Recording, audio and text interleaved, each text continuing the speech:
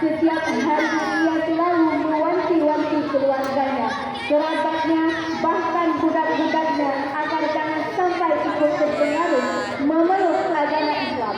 Ia tidak tahu kalau Yasir bin Ammar beserta anak dan istrinya diam-diam telah memeluk ajaran Islam. Semakin lama, ajaran Islam yang disampaikan Muhammad sangat meresahkan. Aku khawatir keluargaku, bahkan budakku ikut terpengaruh masuk agama Islam.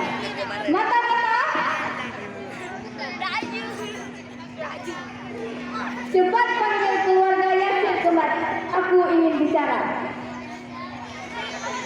Ucap Abu Hudzaifah dengan perasaan khawatir, penuh emosi.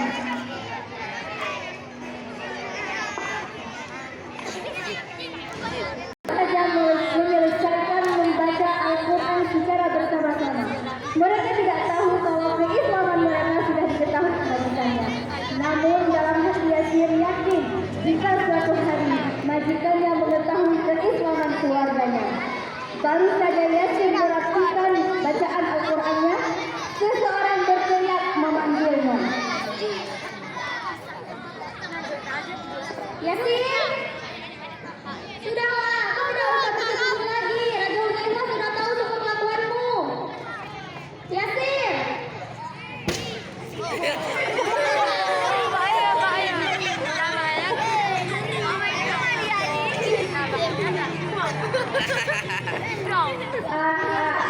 Ada apa, Tuan? Tanya Yasir, gemetar. Bersidang sopan kali kami. Kau tidak usah banyak bicara lagi. Sudah diketahui Raja Hudzaifah. Cepat ikut kami sekarang. Mata-mata, Seth.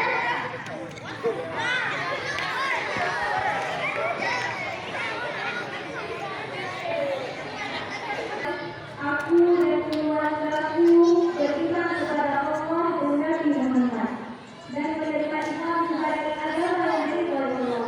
Sungguh berhala-berhala yang telah sembah tidak bisa memberikan manfaat apapun. Sedang Allah, Inna Allaha khalaqa as-samawati wal ardh. Tuhan, bertaubatlah kepada Allah karena Dia Maha penerima taubat. Jawab Yasir penuh ketegasan. Kurang ajar, apa sekali kau berkata seperti itu? Demi Lata dan Uzza, nenek moyang kita pasti haram mendengar ucapanmu.